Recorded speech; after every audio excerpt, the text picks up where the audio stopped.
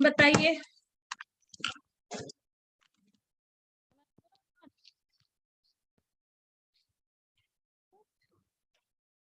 आवाज आ रही है? Good morning ma'am. Good morning. Am I audible? Yes ma'am. कब से रिस्पॉन्ड नहीं कर रहे थे? आवाज नहीं जा रही थी क्या? आ रही है मैम, अच्छे से चलो ठीक है, पढ़ा सबने। अब रिसर्च, अब तो पढ़ोगे, अच्छे से पढ़ लेना चाहिए होगा, इतने समय में काफी समय मिल गया। तो पैनल समझ में आया? पैनल क्या है? एनीवन? पैनल क्या है, समझ में आ गया? नहीं मैम, फिर से समझा दो। ये ऑप्शन तो हमेशा रहेगा, लेकिन हम कब तक फिर से समझाएंगे बताओ? समझा तो दें, कोई प्रॉब्लम नहीं, कब तक?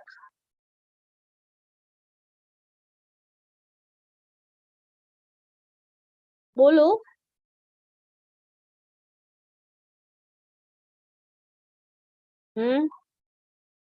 टेल मी सोनाली, कब तक मेरे से पूछोगे? खुद तो आंसर देना है ना कभी। Yes ma'am. वो समय कब आएगा? I am waiting for that time.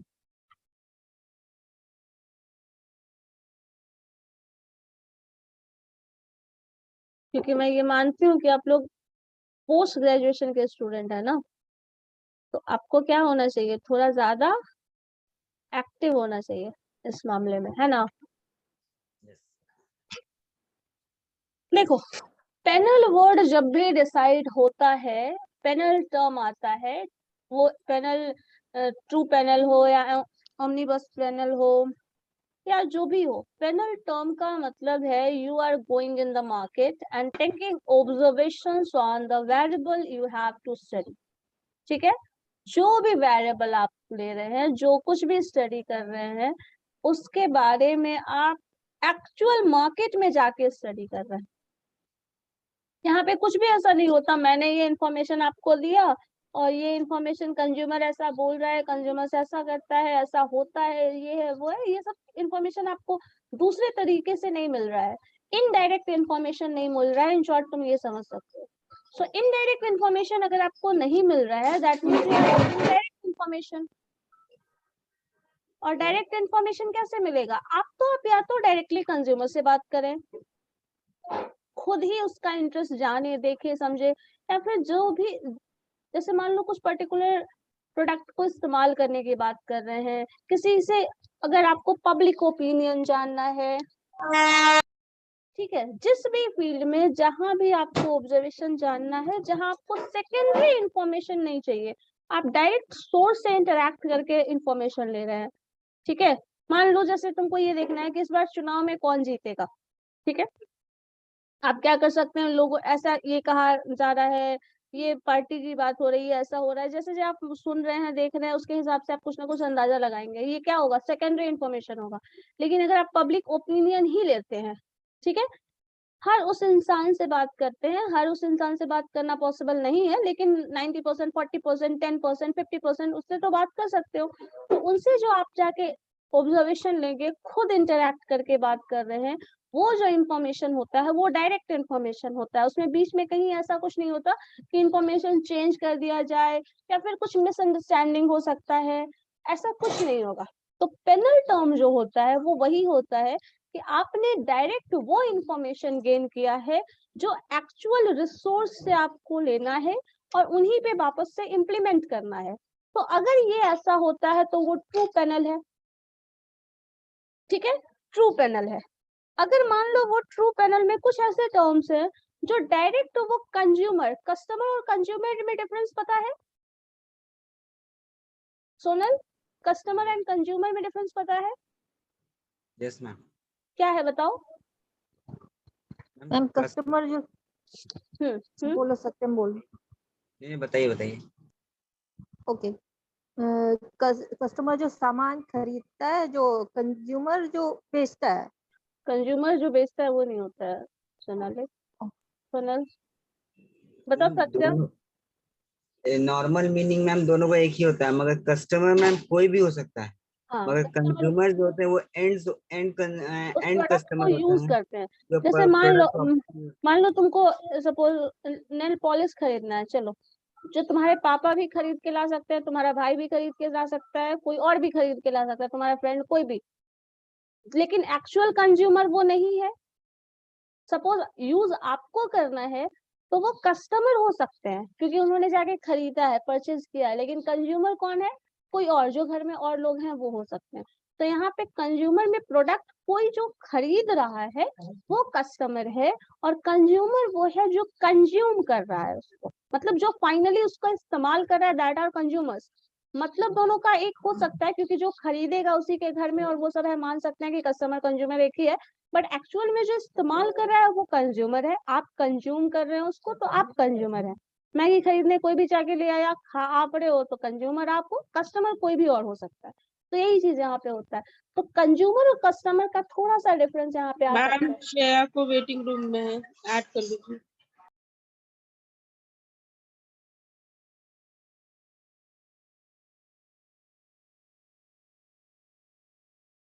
चलो ठीक है। तो कंज्यूमर और कस्टमर का यही चीज यहाँ पे देख सकते हैं। जो ट्रू पैनल और आपका जो ओमनिबस पैनल है, इसमें थोड़ा सा डिफरेंस होगा। ट्रू पैनल जो वो है कि जो एक्चुअल कंज्यूमर्स है उसको ले सकते हैं यहाँ पे, और जो और भी कस्टमर्स हैं उसका अगर पैनल डिजाइन किया जाता है तो वो ओमनिबस पैनल्स में आ सकता है। ठीक है, मतलब कोई और ओपिनियन दे, घर पे कोई और ओपिनियन दे रहा है तो फिर वो ओमनिबस पैनल में आ जाएगा। लेकिन ट्रू पैनल वो हो जाएगा जो एक्चुअल कंज्यूमर्स है।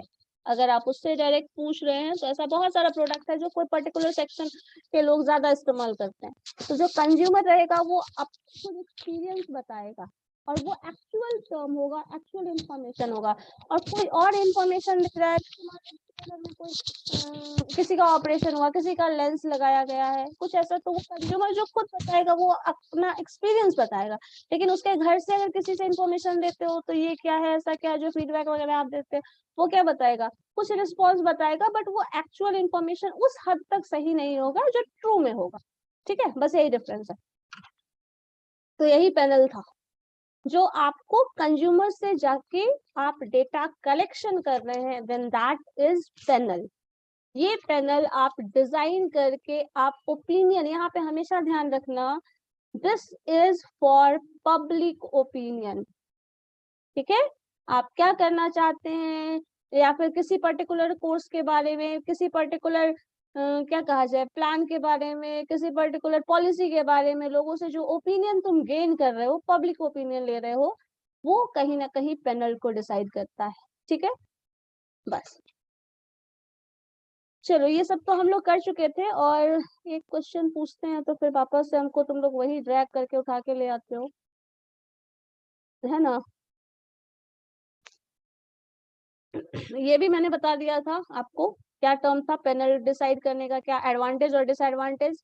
ये हमेशा क्या होता है, प्रपोर्शन बताता है। जो कंज्यूमर इस्तेमाल कर रहा है वो पैनल नंबर जो भी होता है वो बिलिंग पर्सन होते हैं, जो कंज्यूम कर रहा है वही आपको ओपिनियन बताएगा। जो कस्टमर्स है वही आपको बताएगा, जो नहीं खरीद रहा वो उसके बारे में नहीं बताएगा। तो ये हमारे पास वही लोग मिलते हैं जो एक्चुअल में उसमें पार्टिसिपेटेड है। सो ये सब कुछ आपका वही था, डिसएडवांटेज एडवांटेजेस बता चुके हैं। डिसएडवांटेज ये था, वो रिप्रेजेंटेटिव नहीं होता है, क्योंकि आपने बहुत सारे लोग जो इस्तेमाल करते हैं उसमें से कुछ लोगों की बात कर रहे हो। तो वो कुछ लोग, हो सकता है तुम चुने गिने उन्हीं लोगों की बात कर रहे हो जो लोग सेलेक्ट किया है। हो सकता है बहुत तो ऐसे लोग हो जिनसे आपने बात ही ना की हो, है या नहीं? जो लोग जानते ही नहीं है, ऐसा हो सकता है या नहीं? यस मैम, हो सकता है। तो यहाँ बहुत पे रिप्रेजेंटेटिव, क्योंकि बहुत सारा लोग ऐसा है जो नहीं, हमें जिन्हें नहीं पता, क्योंकि हर एरिया में हम जाके तो बात नहीं कर रहे हैं। अगर मान लो पूरे पटना के बारे में ही हमें जानना है, पटना को भी बहुत सारा एरिया है, सबको डिवाइड करना पड़ेगा है। हर एरिया में लोगों का इंटरेस्ट अलग होगा, लोगों का इनकम अलग होगा, लाइफस्टाइल अलग है, लिविंग स्टैंडर्ड अलग है, सब कुछ अलग है ना। किसी पर्टिकुलर सेक्शन में कहीं ना कहीं कुछ सिमिलरिटी मिल जाएगा, जो लिविंग हैबिट्स है उसमें, वो दूसरे सेक्शन में जाओगे वो डिफरेंट होगा। तो यहाँ पे आप किसी एक सेक्शन को अगर बहुत ज्यादा स्टडी कर लिए, सपोज आप अपने आसपास के एरिया को बहुत ज्यादा स्टडी किए हैं, उसका इंटरेस्ट देख रहे हैं, समझ रहे हैं, बहुत दूसरे एरिया का आपको कुछ भी नहीं पता, तो जो भी आप अपने एरिया के बेसिस पे बोल रहे हैं, क्या वो रिप्रेजेंटेटिव है फॉर होल पटना? नहीं है ना, क्योंकि वो एरिया बेस्ड है। अब पूरे बिहार का जो इंटरेस्ट होगा, मान लो फूड हैबिट की ही बात कर ले वो पूरे इंडिया का होगा क्या? लेकिन कुछ ऐसी चीजें होंगी जो ऑल ओवर इंडिया एक ही जैसा हो, तो उसको हम रिप्रेजेंटेटिव बोल सकते हैं। लेकिन कुछ ऐसा जो सब कुछ सबसे अलग हो, सिर्फ एक पर्टिकुलर सेक्शन के बेसिस पे बताया जाए, तो वहां पे वो रिप्रेजेंटेटिव नहीं होता। रिन्यूमरेशन गिवन है, वो अट्रैक्टिव नहीं हो सकता, ये सब कुछ हम बता चुके थे। चलो क्रॉस सेक्शनल स्टडी करना था हमें, तो हम ये आते हैं यहाँ देखिए क्या है, और यहाँ से थोड़ा डिफरेंस समझने की कोशिश करिएगा लॉन्गिट्यूडनल और क्रॉस सेक्शनल स्टडी में। क्रॉस सेक्शनल स्टडी जो है ये बहुत इंपॉर्टेंट टाइप है डिस्क्रिप्टिव रिसर्च का। डिस्क्रिप्टिव रिसर्च का लॉन्गिट्यूडनल और क्रॉस सेक्शनल दो पार्ट है, ठीक है, दो तरीका था, पहले भी बता चुके हैं। तो क्रॉस सेक्शनल और लॉन्गिट्यूडनल, लॉन्गिट्यूडनल में क्या होता है, एक पर्टिकुलर टाइम पे आप कुछ प्रोडक्ट किसी को देते हैं, एकदम अच्छे से दिमाग में बैठा के रखो, एग्जाम्पल के साथ, जितना भी रिसर्च का टाइप है सबको एग्जाम्पल के साथ याद रखना। तो यहाँ पे आप क्या कर रहे हो, कोई ड्रग दे रहे हो किसी को पर्टिकुलर टाइम में, अभी दे रहे हैं, फिर दोबारा दिए, फिर 3 बार दे रहे हैं, तो अब उसमें क्या इंप्रूवमेंट हुआ है? जैसे मान लो वेट इंक्रीज करने के लिए, या फिर कुछ और है जो डिप्रेशन रिलीज, मान लो डिप्रेशन का पेशेंट है, उसको रिलीफ के लिए कुछ ड्रग दे रहे हैं, तो पहले डिप्रेशन था, किस लेवल तक था उसका सारा कुछ आप मेडिकल रिपोर्ट ले लीजिए, फिर उसको ड्रग दीजिए, उसका इम्पैक्ट चेक करिए, फिर उसके बाद देखिए, यही चीज आप प्रोग्रेस ओवर द टाइम देख रहे हैं, देन वही चीज हो गया लॉन्गिट्यूडनल स्टडी। आप क्या कर रहे हैं, पेशेंट वही है जो पहले था, अभी फिर उसी में प्रोग्रेस ड्रग का अलग अलग अमाउंट दे के, एक 2 महीने, 4 महीने, 6 महीने, 8 महीने, साल भर ऐसा देख रहे हो कि क्या इम्पैक्ट आ रहा है, तो आप लॉन्गिट्यूडनल स्टडी कर रहे हो। क्रॉस सेक्शनल स्टडी जो होता है ये भी उसी का पार्ट है डिस्क्रिप्टिव स्टडी का, लेकिन इसमें क्या है, फील्ड सर्वे और फील्ड स्टडी हम करते हैं। ये जो फील्ड स्टडी होता है वो मार्केट में पूरी तरह से, ठीक है, पूरी तरह से आप इन डेप्थ स्टडी करते हैं, दोनों में चेंज क्या है, जैसे पैनल वाला टर्म जो हम बता रहे थे और फील्ड स्टडी जो आप बता रहे हैं, दोनों में डिफरेंस क्या है। फील्ड स्टडी जब करते हो तो आप अभी गए मार्केट में, पूरा डेप्थ एरिया स्टडी करके बस छोड़ दिए, काम खत्म। जब आप पैनल वाला डिसीजन लेते हैं तो क्या करते हैं, शुरुआत में लोगों का ओपिनियन देखते हैं, जैसे ड्रग वाला बोल रहे हैं, उसके बाद दूसरे टाइम में फिर से देते हैं, फिर आप देख रहे हो, चेक कर रहे हो, तो दोनों में डिफरेंस क्या आया है। कुछ जैसे मान लो कोई प्रोडक्ट सेल कर रहे हैं, तो अभी सेल कर रहे हैं, उसके बाद कोई एडवर्टीजमेंट का नया मोड, चेंज इन प्रोडक्ट, या फिर कुछ भी जो आप करते हो, कर सकते हो, जो इम्प्रूवमेंट के लिए, या फिर मार्केटिंग को इंक्रीज करने के लिए, सेल्स को इंक्रीज करने के लिए, जो भी तरीका अप्लाई कर रहे हैं, उसके बाद दूसरे टाइम में 2 महीने, 4 महीने बाद फिर से जब जाके चेक कर रहे हो, तो वो लॉन्गिट्यूडनल स्टडी हो रहा है। फील्ड स्टडी क्या हो रहा है, इसमें आप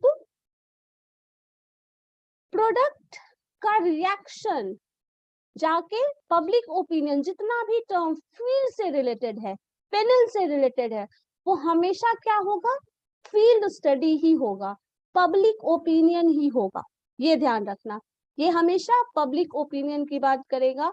और इसमें एक क्या किया जाता है, एक सेट ऑफ क्वेश्चनायर सेट किया जाता है, ये प्रोडक्ट कैसा है, ऑप्शन डाल दो, गुड, बेटर, बेस्ट, ठीक है।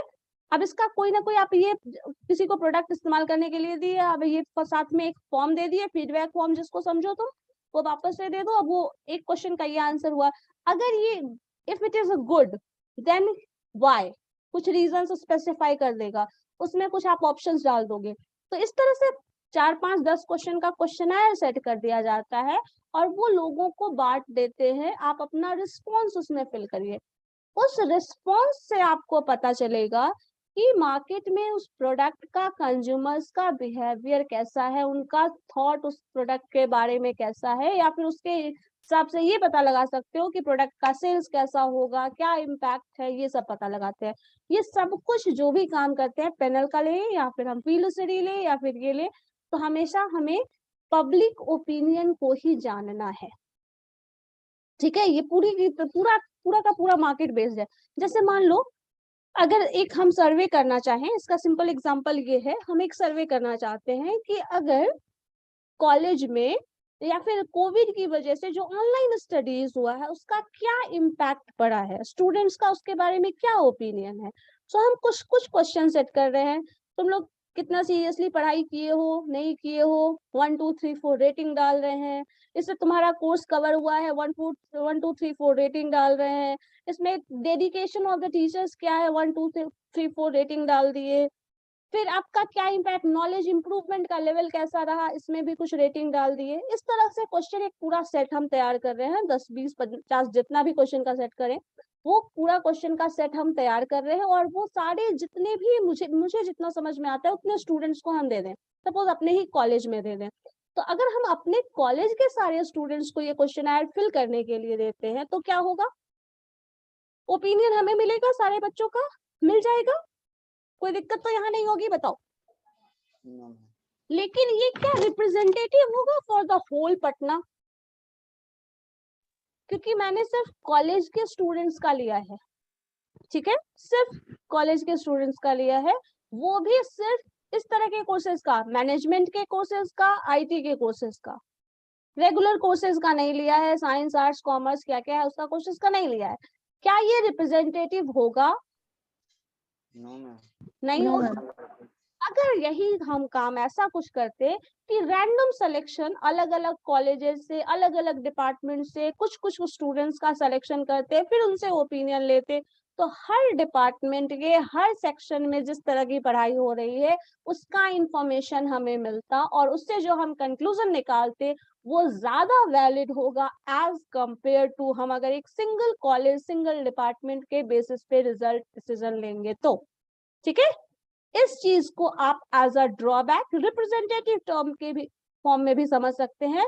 फील्ड सर्वे ये बहुत ज्यादा, अगर हम पूरे बिहार में कर रहे हैं, पूरे पटना में कर रहे हैं, तो फील्ड स्टडी जब करते हो तो ये स्मॉल लेवल पे आ जाता है, और अगर यही चीज सर्वे के लेवल पे करते हो तो ऑल ओवर बिहार ले लो, ऑल ओवर इंडिया ले लो, अलग अलग स्टेट्स डिफरेंट डिफरेंट सेगमेंट्स में डिफरेंट डिफरेंट कॉलेजेस ले लो, बहुत सारा टर्म जब ले लेते हो तो बहुत लार्ज स्केल पे ये एक सर्वे हो जाता है।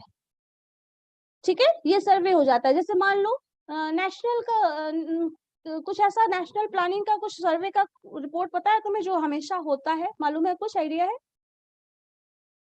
जो हमेशा होता है 2-4 साल के गैप पे, कुछ ऐसे सर्वेज हैं जो गवर्नमेंट करवाती है। किसी का सर्वे का नाम पता है, बताओ जरा। जनगणना मैम। जनगणना, हाँ जनगणना तो है, तो ऐसे होता है वो पॉपुलेशन के लिए सिर्फ होता है ना, और भी बहुत कुछ होता है। जैसे एक होता है फैमिली हेल्थ सर्वे, ठीक है, इसमें क्या किया जाता है, जैसे कुछ हेल्थ कंडीशन आपको पता है, हेल्थ का क्राइटेरिया क्या है, आपको कितना न्यूट्रिशनल वैल्यू मिल रहा है, कितना खाना खा रहे हो, किस तरह का पानी पी रहे हो, किस तरह का हाइजीन मेंटेन कर रहे हो, आपके रेसिडेंशियल एरिया कैसा है। ठीक है, ये सब कुछ पे बेस्ड एक फैमिली हेल्थ सर्वे जो नेशनल लेवल पे होता है, नेशनल फैमिली हेल्थ सर्वे, उसमें क्या करते हैं कि अलग अलग प्लेसेस पे जो इंडियन गवर्नमेंट कराती है, अलग अलग प्लेसेस पे जो भी फैक्टर है जो हेल्थ को अफेक्ट करता है, वो सारे फैक्टर्स को एनालाइज करती है। सबसे पहले सारा ऑब्जर्वेशन लेगी, किस तरह का जो एरिया है वो किस तरह का है, क्या वो, जैसे बहुत गंदा एरिया रहता है तो अब क्या वो हाइजीनिक एरिया तो नहीं है जहाँ रहते हैं आप, हो सकता है वो नहीं होगा, तो उसमें उसमें अगर क्राइटेरिया दिया जाएगा, मतलब मार्क्स दिया जाएगा, तो बहुत लो दिया जाएगा मार्क्स। अब उसमें हेल्थ कंडीशन का आपका, अब जिस इन्वायरमेंट में आप रहते हैं ऑब्वियसली वो आपको अफेक्ट करेगा, है या नहीं। अब वो मेंटल लेवल पे, फिजिकल लेवल पे, इमोशनल लेवल पे, किसी भी तरह से कहीं ना कहीं आपको अफेक्ट करेगा। बताओ, न्यूट्रिशनल डिफिशियंसी भी हो सकता है बहुत लोगों को, है या नहीं? Yes ma'am. तो ये सब जो सर्वे करा के देखा जाता है, ये देखा, इससे क्या, ये कराने का क्या मकसद है, गवर्नमेंट अगर ऐसा कराती है तो क्यों कराती है, किस तरह के हेल्थ कंडीशन में, किस तरह के इन्वायरमेंट में हम रह रहे हैं और हमें कहाँ इम्प्रूव करने की जरूरत है। बहुत सारे ऐसे लोग हैं जिसको न्यूट्रिशनल डिफिशियंसी बहुत ज्यादा है, जैसे इंडिया में तो फिर भी मान लो बहुत कम है, अभी भी फिर भी बहुत सारे ऐसे स्टेट्स हैं जहाँ का लिविंग जो क्राइटेरिया है, जो लिविंग स्टैंडर्ड है, वो हेल्थ सर्वे जो भी कराती है गवर्नमेंट, उसके लिए अब से बहुत ही ज्यादा लो है, बहुत ही ज्यादा। इवन बहुत ऐसा एरिया है जहाँ ड्रिंकिंग वाटर भी बहुत क्वालिटी ड्रिंकिंग वाटर भी अवेलेबल नहीं है। ठीक है, तो ये सब क्राइटेरिया है जिसके बेसिस पे आप बता रहे हैं कि क्या कंडीशन है, ये देख रहे हैं। अब आपको ये कंडीशन अगर पता चल जाएगा तो गवर्नमेंट को ये समझ में आ जाएगा कि हमें कहाँ इम्प्रूव करना है। ठीक है, इन्वायरमेंटल कंडीशन में क्या चेंजेस लाना है, पानी कहाँ देना है, सैनिटेशन का फैसिलिटी कहाँ अवेलेबल कराना है, ये सब पता चल जाता है। तो आपको ये इसी तरह से अगर मार्केट में सर्वे करोगे, फील्ड स्टडी करोगे, तो क्या पता चलेगा आपको कि क्या चेंजेस प्रोडक्ट में हमें करना चाहिए, क्या है जो डिमांड है, किस तरह का कंडीशन है, फैक्टर्स है या फिर क्राइटेरिया है जो आपको फुलफिल करना चाहिए। तो ये सब चीज आता है। ठीक है, इसीलिए सर्वे किया जाता है और सर्वे का यही एक एडवांटेज है। देखो यहाँ पे एक टर्म लिखा है फील्ड स्टडी, जो है वो डेप्थ स्टडी होता है। फील्ड स्टडी, ठीक है, it involves in depth study of a problem और reaction of a women and जो भी young women and men towards the product, ये आप पता कर रहे हैं।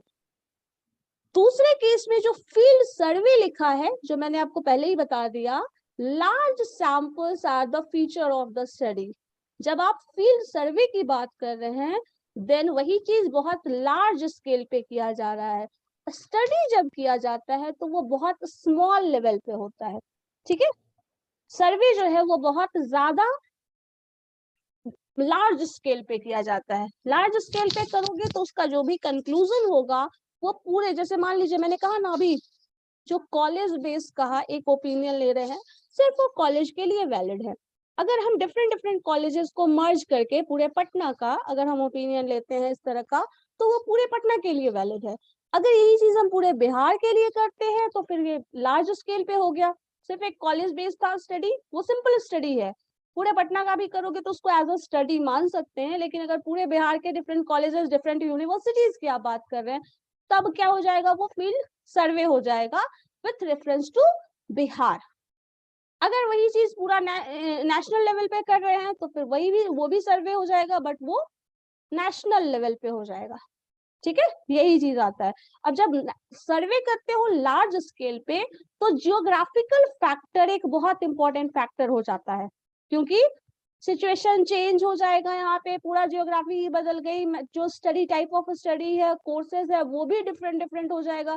तो ये सब चीज एक बहुत इंपॉर्टेंट फैक्टर है जब हम लोग फील्ड सर्वे देते हैं तब।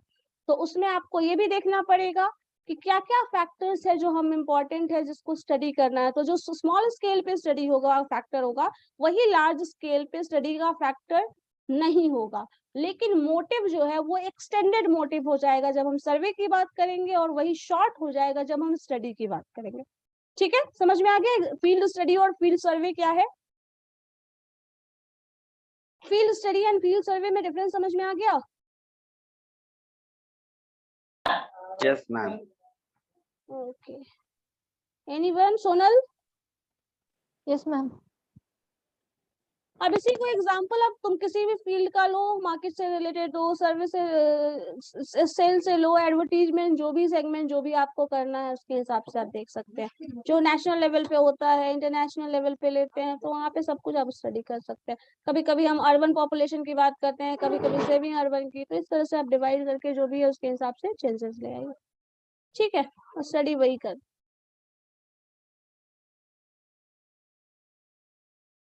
अब देखो यहाँ पे एक एग्जांपल ये भी देख लो। Suppose the management believes that geographical factor is an important attribute in determining the consumptions of the product like sales of woollen. ठीक है, अगर वुलन क्लॉथ की बात करें, क्या इसमें जियोग्राफिकल फैक्टर इम्पोर्टेंट है या नहीं? बताइए। Yes ma'am. इम्पोर्टेंट है, बहुत इम्पोर्टेंट है।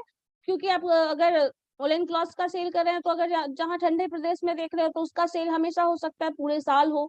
अगर हमारे एरिया में आ जाओ तो उसका सेल बहुत कम होता है और बहुत कम पीरियड के लिए वो यूजफुल होता है। तो ये सारा टर्म इम्पोर्टेंट है। जो भी इसके हिसाब से आपको स्टडी करना पड़ेगा। ओपिनियन लोगे तो यहाँ पे उन लोगों से ओपिनियन लेना ज्यादा अच्छा है जो लार्ज टाइम तक आपके पास कहीं ना कहीं क्या रहता है, ठंडे प्रदेश में ज्यादा रहते हैं, उनसे ओपिनियन लेना ज्यादा अच्छा होगा आपके लिए। ठीक है,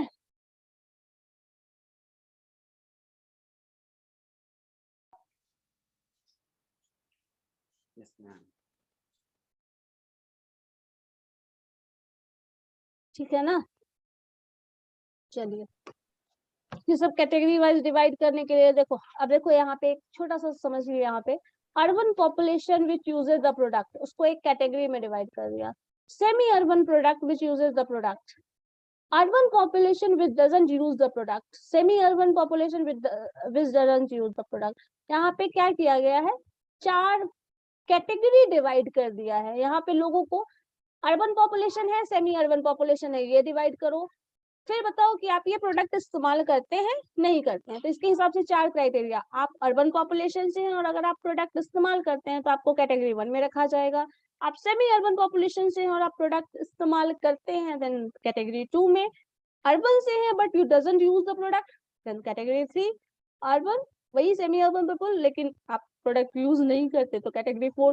तो इस तरह से कैटेगरी वाइज डिवाइड कर दिया जाता है पॉपुलेशन से, जिसको हम लोगों को समझने में आसान हो जाता है कहीं ना कहीं कि हमें प्रोडक्ट को किस तरह से डिजाइन करना है, क्या चेंजेस हैं, लोगों का क्या रिक्वायरमेंट है, ये सब समझ में आता है। अब यहाँ पे ये बहुत इंपॉर्टेंट है, ध्यान से इसको समझना। एक्सप्लोरेटरी रिसर्च और डिस्क्रिप्टिव रिसर्च में क्या डिफरेंस है। एक्सप्लोरेटरी रिसर्च याद है किसी को क्या था, थोड़ा अच्छे से बता पाए, मतलब ढंग से क्लियर समझ में आ जाना चाहिए। कुछ भी बस ऐसे लैंग्वेज में पूछ दिया है तो मत बोलना। हाँ बताओ कोई भी, एक्सप्लोरेटरी रिसर्च क्या है, बोलो सत्यम। मैम जिसमें खुद रिसर्च करना पड़ता है, इसमें आपको इसमें फील्ड वर्क ज्यादा लगता है, मेंटल ये अपना हाँ, फॉर इंट्यूशन, खुद क्यूरियोसिटी की वजह से आप बस जानना चाहते हैं और कुछ वो जो भी इंफॉर्मेशन मिलेगा that all is in terms of quality. Yes ma'am. Qualitative research का मतलब अगर आपको इंफॉर्मेशन गेन करना है about the quality of the product then go with exploratory research. अगर वही क्वांटिटी में कन्वर्ट हो जाता है then go with descriptive research. चलो अब इसमें देखो ये डिफरेंस एकदम अच्छे से याद रखिएगा तो आपको पता चल जाएगा कोई भी रिसर्च डिस्क्रिप्टिव है या एक्सप्लोरेटरी है। कभी भी क्वेश्चन अगर व्हाई, क्यों, ठीक है, अगर ये पूछा जाता है और इसको आपको समझना है, that is it tries to understand the problem and not measure the result. ये रिजल्ट को मेजर करने के लिए कभी भी एक्सप्लोरेटरी रिसर्च नहीं किया जाता, ये सिर्फ समझने के लिए किया जाता है। तो क्यों हो रहा है ऐसा, हो रहा है तो क्यों हो रहा है, सिर्फ उस क्यों का आंसर फाइंड करने के लिए एक्सप्लोरेटरी रिसर्च किया जाता है। लेकिन जब आप डिस्क्रिप्टिव रिसर्च की बात करते हैं then what, when, how, often, ये सब कुछ का आंसर आता है। ठीक है, और ये जो भी आंसर की बात करेगा that will be the result of the research. ये रिजल्ट ओरिएंटेड होता है, ये अंडरस्टैंडिंग ओरिएंटेड होता है। ठीक है, क्लियर है first point, tell me. Yes ma'am. ठीक है ना। नेक्स्ट में this research doesn't required large sample, यहाँ पे लार्ज सैंपल का कोई जरूरत नहीं है बिकॉज आपको समझना है, तो अब पूरी दुनिया को समझना संभव नहीं है। आप सिर्फ उस पर्टिकुलर रीजन, उस पर्टिकुलर स्पेसिफिक प्रॉब्लम को समझने की कोशिश कर रहे हैं। अब इसमें सबका ओपिनियन मैटर नहीं करता। ठीक है, कुछ लोगों से आप पूछेंगे 10, 20, 50, दैट्स इट, इससे ज्यादा की जरूरत नहीं है। यहाँ पे हमेशा लार्ज सैंपल का, क्योंकि ये रिकॉर्ड है पूरा का पूरा, इतने लोग ऐसा कर रहे हैं तो आपको भी ऐसा करना चाहिए, ये कंक्लूजन बेस्ड है। ठीक है, लेकिन यहाँ पे वैसा नहीं है, ये ऐसा लोग करते हैं कभी कभी, तो ये इस तरह का बता रहा है आंसर। यहाँ पे हमेशा लार्ज सैंपल का जरूरत है क्योंकि ऐसा हो रहा है, तुम भी ये कर रहे हो, वैसा वो भी वो कर रहा है, क्लास में सब लोग ऐसा कर रहे हैं तो हम भी वैसा कर लेते हैं। तो ये चीज लार्ज सैंपल के बेसिस पे कंक्लूजन निकाला जाता है, बट इसमें ऐसा कुछ नहीं है। तुम जो करो तुम्हारी मर्जी, तुम्हारा चॉइस, तुम्हारा इंटरेस्ट, कोई और है तो उसका इंटरेस्ट अपना है, आप उन दोनों के इंटरेस्ट को समझ रहे हैं बस। नेक्स्ट है sample need not to represent the population. अब इसमें सैंपल को पॉपुलेशन में नहीं रिप्रेजेंट करने का जरूरत नहीं है। यहाँ पे हमेशा रिप्रेजेंटेटिव सैंपल की जरूरत होती है। रिप्रेजेंटेटिव नहीं होता है कभी कभी, तो ये हमारा ड्रॉबैक है, ये प्रॉब्लम है हमारे रिसर्च में। लेकिन इसमें रिप्रेजेंटेटिव होना जरूरी है, होना चाहिए, ये होना चाहिए। अब नहीं है तो फिर हम कुछ नहीं कर सकते, लेकिन होना चाहिए। लेकिन यहाँ पे रिप्रेजेंटेटिव होने का जरूरत ही नहीं है। तुम्हारा स्पेसिफिक टास्क कर रहे हो, कोई और उसका स्पेसिफिक टास्क कर रहा है। ये इंटरव्यू को ले लो, सिंपल इसका एग्जांपल मैंने कहा इंटरव्यू है। आपके बारे में इंटेरोगेट कर रहा है सामने वाला, आपका इंटरव्यू ले रहा है, आपकी पर्सनालिटी को, आपका मेंटल स्टेटस, क्या कहा जाए, इमोशनल, फाइनेंशियल, एनवायरमेंटल, सब कुछ जानने की कोशिश कर रहा है। उसको एक्सप्रेस करने की जरूरत नहीं है, ठीक है। इसको अब आप एक पर्सन जो है वो पूरे पॉपुलेशन को नहीं रिप्रेजेंट करता। जितने लोग इंटरव्यू में आए सबको रिप्रेजेंट आप नहीं करते हैं, आप खुद को रिप्रेजेंट कर रहे हैं। सो आपको पॉपुलेशन के लिए रिप्रेजेंटेटिव होने की जरूरत नहीं है when it is about exploratory research. लेकिन जब डिस्क्रिप्टिव रिसर्च की बात आती है तो आपको पूरे का पूरे सैंपल को रिप्रेजेंट करने की जरूरत है। Due to imprecise statement data collection is not easy। इसमें हमेशा डेटा कलेक्शन इजी भी नहीं है और हमेशा होता भी नहीं है, ये भी बताया जाए। स्टेटमेंट प्रिसाइज होता है और यहाँ पे डेटा कलेक्शन करके ही सॉल्यूशन दिया जाता है। डिस्क्रिप्शन देना है तो ऑब्वियस सी बात है, डिस्क्रिप्शन के लिए डेटा कलेक्ट करोगे तभी डिस्क्रिप्शन दोगे। नेक्स्ट है characteristic of interest is to be measured not clear. यहाँ पे कैरेक्टरिस्टिक आपको क्लियर नहीं होता है, मतलब आप इंटरव्यू लेने जा रहे हैं तो आपके बारे में क्या जानना है, समझना है, वो उसको समझना है। लेकिन वो कुछ ऐसा माइंडसेट करके नहीं रखता कि आपको यही स्पेसिफिक टास्क उसको समझना है, ठीक है। तो यहाँ पे कैरेक्टरिस्टिक ऑफ इंटरेस्ट जो होता है वो मेजर करना, वो आपको समझने की कोशिश करता है, ना कि आपको क्या कहा जाए जज करने की कोशिश करता है, आपको समझने की कोशिश कर रहा है सर। और ये क्या समझने की कोशिश कर रहा है, आपके स्पेसिफिक क्या कहा जाए कुछ क्वालिटी पे उसका कोई पर्टिकुलर फोकस हो सकता है, लेकिन वो बहुत क्लियर नहीं होता है कि सिर्फ यही चाहिए। तुम बहुत इंटेलिजेंट हो तो आपको रख लिया जाएगा, ऐसा नहीं होता। कभी कभी ये भी होता है कि कुछ अंडरस्टैंडिंग जो आपका बिहेवियर है ये है, वो उसके पास बहुत सारा क्राइटेरिया होता है जिसके बेसिस को उसको जजमेंट करना होता है। तो यहाँ पे कुछ क्लियर नहीं होता कि क्या एग्जैक्ट कैरेक्टरिस्टिक उसको चाहिए, बस उसको कैरेक्टरिस्टिक चाहिए, क्या चाहिए वो कुछ स्पेसिफिक नहीं होता। बट यहाँ पे हमेशा स्पेसिफिक होता है और क्लियर होता है, हमें ये चाहिए, इसका इम्पैक्ट ये है या नहीं ये जानना है मुझे, ये फ्रूटफुल है या नहीं करना मुझे ये जानना है, ये किस हद तक क्या कहा जाए जो भी प्लान इम्प्लीमेंट किया गया वो सक्सेसफुल है, किस लेवल तक सक्सेसफुल है, ये हमें जानना है। तो यहाँ पे क्या हमारा इंटरेस्ट है वो क्लियर होता है, यहाँ पे क्लियर नहीं होता। दूसरे केस में यहाँ पे क्वेश्चनर बनाने की जरूरत नहीं होती when we are going with exploratory research, but when we are going to descriptive research, either वो कहा जाए क्रॉस सेक्शनल हो या लॉन्गिट्यूडनल हो, तो हमें क्वेश्चनर बनाने की जरूरत पड़ती है। नेक्स्ट है डेटा कलेक्शन मेथड जो है, अगर आप डेटा कलेक्शन करते हैं जो कि हमेशा जरूरी नहीं होता, तो यहाँ पे फोकस ग्रुप का होता है, लिटरेचर सर्च होता है, केस स्टडी होता है, एक और था क्या याद है, चार था ना, बताओ क्या था, एक्सपर्ट सर्वे। लेकिन डेटा कलेक्शन का वो तरीका नहीं होता, वो इंफॉर्मेशन गेन करने का तरीका होता है। तो डेटा कलेक्शन का मेथड ये तीन होता है। इसमें डेटा कलेक्शन का मेथड होता है पैनल डेटा यूज करो, क्रॉस सेक्शनल स्टडी करो, लॉन्गिट्यूडनल स्टडी करो। ये डिफरेंस एकदम अच्छे से दिमाग में बैठा लो, ठीक है। तो तुम्हारा 90% प्रॉब्लम सॉल्व हो जाएगा।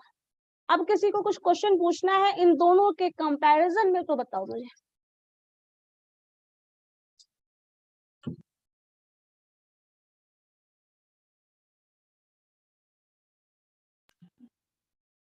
बताओ।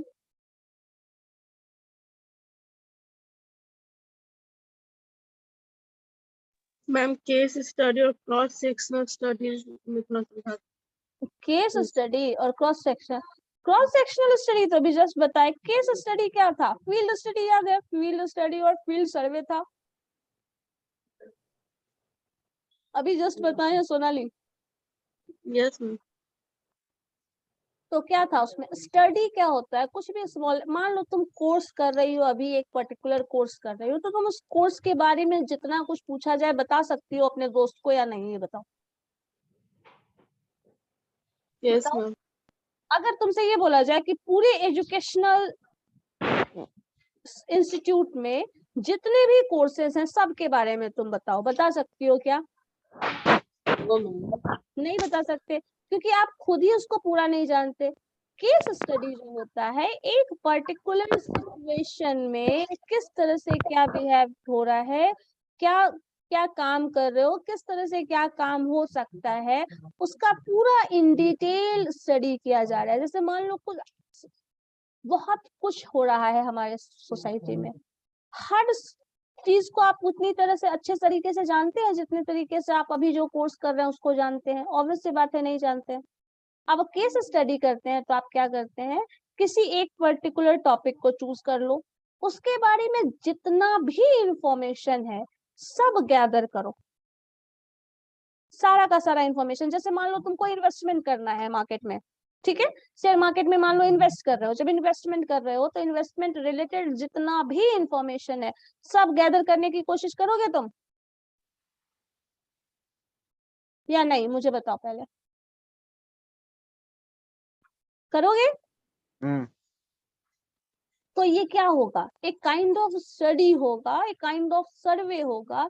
अब उसमें ये सिर्फ एक तरीका समझा गया, यहाँ से क्या हो सकता है, किस स्पेसिफिक फील्ड में इन्वेस्टमेंट का क्या क्या रिकॉर्ड रहा है, किसमें ज्यादा ग्रोथ हुआ है नहीं हुआ है, ये पूरा डिटेल इंफॉर्मेशन जब आप निकालते हैं then that is a case study on the investment. ठीक है, खत्म हो गया। जब आप सर्वे करते हैं तो ये इंफॉर्मेशन जो आपने केस स्टडी किया वो बहुत ज्यादा डिटेल्ड नहीं होता, वो इंफॉर्मेशन बेस्ड होता है और वो पर्टिकुलर टाइम के लिए होता है। आपको उस फील्ड का पूरा ऑलमोस्ट इंफॉर्मेशन उस समय मिल गया, ठीक है, वो पूरा का पूरा इंफॉर्मेशन आपको मिल गया, अब उसको आप जैसे भी इस्तेमाल करने वाले हैं वो कर सकते हैं। जब आप क्रॉस सेक्शनल स्टडी करते हैं तो वो फील्ड सर्वे होता है, और फील्ड सर्वे में हम क्या कर रहे हैं, हम सर्वे डिजाइन कर रहे हैं, सिर्फ इन्वेस्टमेंट की बात नहीं कर रहे हैं। अब यहाँ पे हम और लार्ज स्केल पे चले जाएं, अलग अलग लोगों ने, अब उससे मिलो जिन लोगों ने इन्वेस्टमेंट किया है।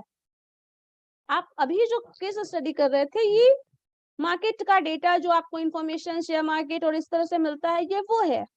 आप जब क्रॉस सेक्शनल स्टडी करते हैं तो हर उस इंसान से मिलने की कोशिश करो जिसने इन्वेस्टमेंट किया है, उनको क्या प्रॉफिट मिला है, कैसे किया गया है, क्या था, उनको कैसे मिला इंफॉर्मेशन, सब इंफॉर्मेशन गैदर कर रहे हो, उनसे जाके पूछ रहे हो वो इन्फॉर्मेशन, या फिर क्वेश्चन सेट कर रहे हो, जो क्वेश्चन मैंने पहले बताया, कुछ क्वेश्चन का सेट बना देंगे, उसका आंसर वो देंगे।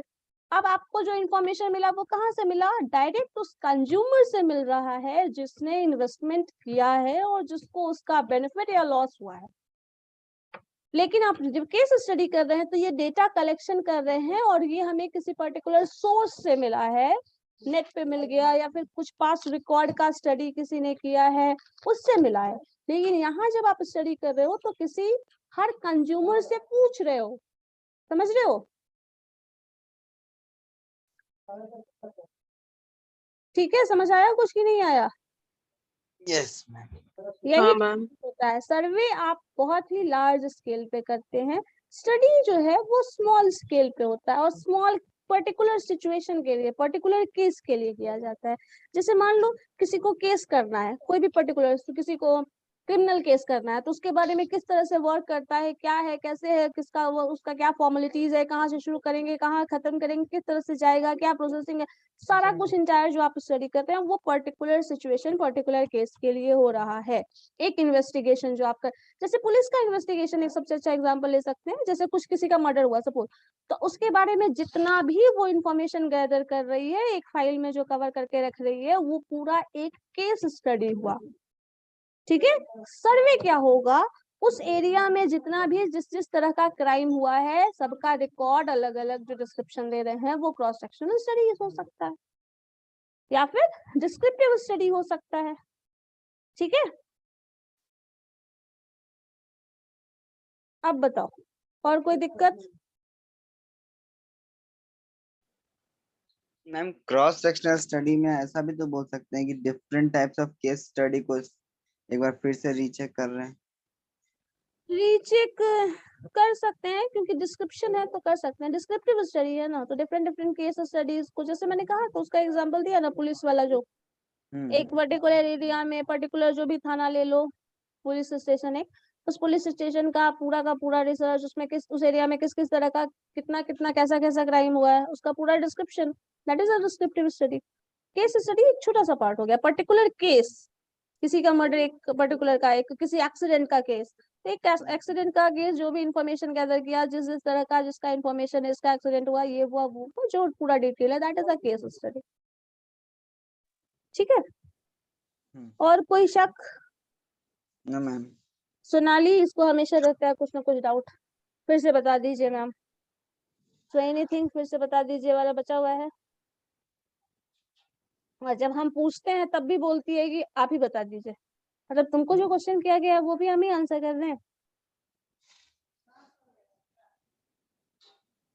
No ma'am. नो देन क्या करें बताइए, और कुछ नहीं पूछना है? ठीक है, इतना हो गया। डिफरेंसेस को देखो, समझाओ जरा, एक्सप्लेन करना। ठीक है, नेक्स्ट क्लास में हम तुम लोगों से एक्सप्लेन करवाएंगे ये, और नेक्स्ट क्लास में ऑनलाइन नहीं, नेक्स्ट ऑफलाइन नहीं, नेक्स्ट ऑनलाइन क्लास में हम मार्क क्यू लेंगे, ऑब्जेक्टिव, एंड ये लास्ट ऑब्जेक्टिव मार्क क्यू होगा। नेक्स्ट इसके बाद वाले सेशन से पूरा का पूरा आपका डिस्क्रिप्टिव मार्क क्यू होगा, और वो क्वेश्चन सॉल्व करने वाला केस होगा पूरी तरह ऑफलाइन वाला। ठीक है, ये ध्यान रखना। मैम जो बच्चे ऑफलाइन नहीं आना चाहते उनको ऑनलाइन नहीं पढ़ाया जाएगा? कब तक ऑनलाइन पढ़ना है तुमको भाई? बहुत ऑनलाइन हो गया ये सब कुछ, अब स्कूल्स खुल गए यार, कॉलेज में तुम लोग। इसलिए तो कह रहे कॉलेज में तो हम लोग को ऑनलाइन ही रहना देना चाहिए। ठीक है, अगर ऐसा कुछ है तो आप एडमिनिस्ट्रेशन से बात कर लीजिए, I can't help you in that. तो मैम ऑनलाइन क्लास तो चलेगा ना कि बंद हो जाएगा? नहीं, नहीं चलेगा, क्या मैम? ऑनलाइन नहीं चलेगा बाबू अब। थोड़ा तो प्रॉब्लम है ही तो। हम लोग के लिए ऑनलाइन ही रहने देना चाहिए था, सारे बच्चे थोड़ी ना आ सकते हैं ऑफलाइन। यस मैम, कॉलेज भी दूर है। ठीक है, इसके लिए तुम लोग बात करो ना, मेरे से बोल के कोई फायदा नहीं है ना? चलिए ठीक, okay, just a minute.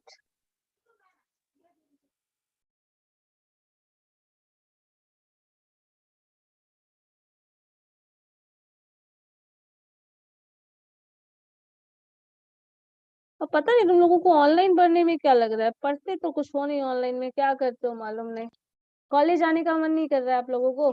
College आना चाहिए, अब फेस टू फेस इंटरेक्शन वाला पढ़ाई करो, क्या बैठ के ये। ऑनलाइन मैम ठीक है ना, ये पीडीएफ स्लाइड सेव कर देती हैं और तो अच्छी बात है, चलो मेरे लिए सोच रहे हैं कि खुद